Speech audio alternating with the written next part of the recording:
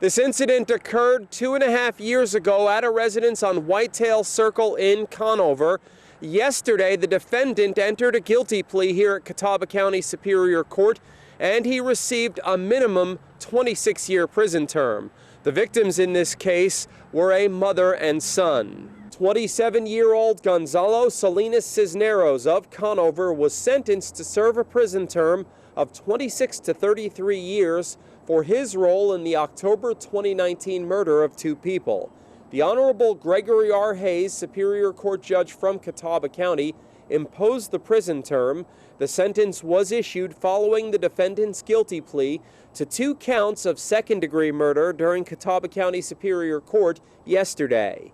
Salinas Cisneros entered the plea in connection to the deaths of 42-year-old Brandy Amber Rodriguez and her 24-year-old son Jesse Anthony Rodriguez.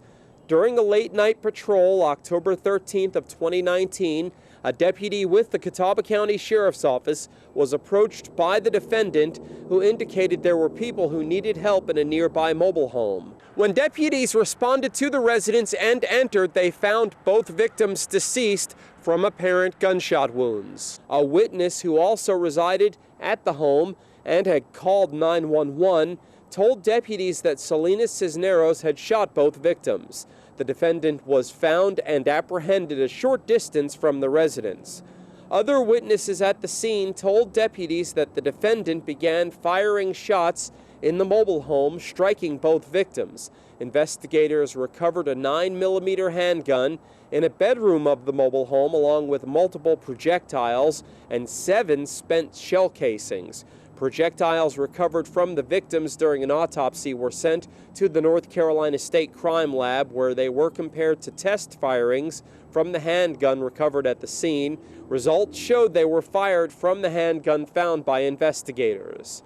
The defendant admitted to shooting both victims during an interview with investigator Mike Crisp, telling him that there was a bad vibe from the victims. Crisp investigated the case for the Catawba County Sheriff's Office, and Assistant District Attorney Ben Falkenberry prosecuted the case for the state.